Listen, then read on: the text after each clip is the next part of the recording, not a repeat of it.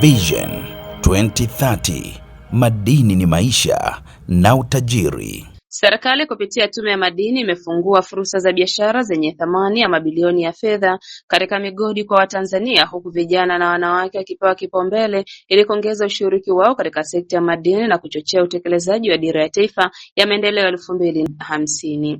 Hatua hiyo inalenga kujenga uchumi shindani na jumuishi unaowezesha Watanzania kushiriki kikamilifu katika shughuli za uzalishaji, kuongeza thamani ya rasilimali za madini na kunufaika zaidi na fursa zinazotokana na sekta hiyo.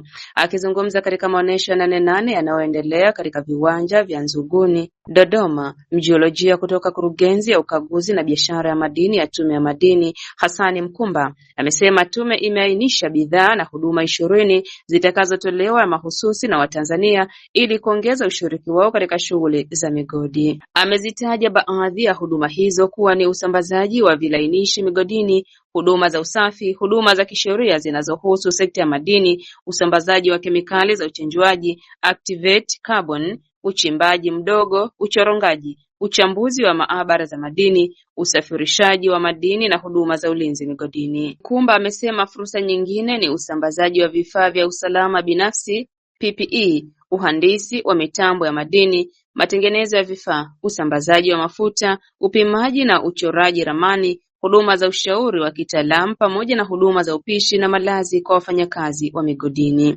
Amesema hatua hiyo ni sehemu ya utekelezaji wa sera ya serikali za kuimarisha ushiriki wa wazawa katika mnyororo mzima wa thamani wa madini, kuongeza ajira, kukuza biashara za ndani na kuhakikisha rasilimali za madini zinachangia kwa kiwango kikubwa zaidi katika maendeleo ya uchumi wa taifa.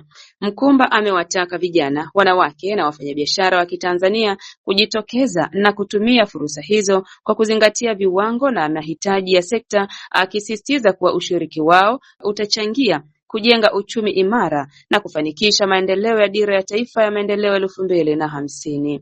Mohab TV, Dodoma.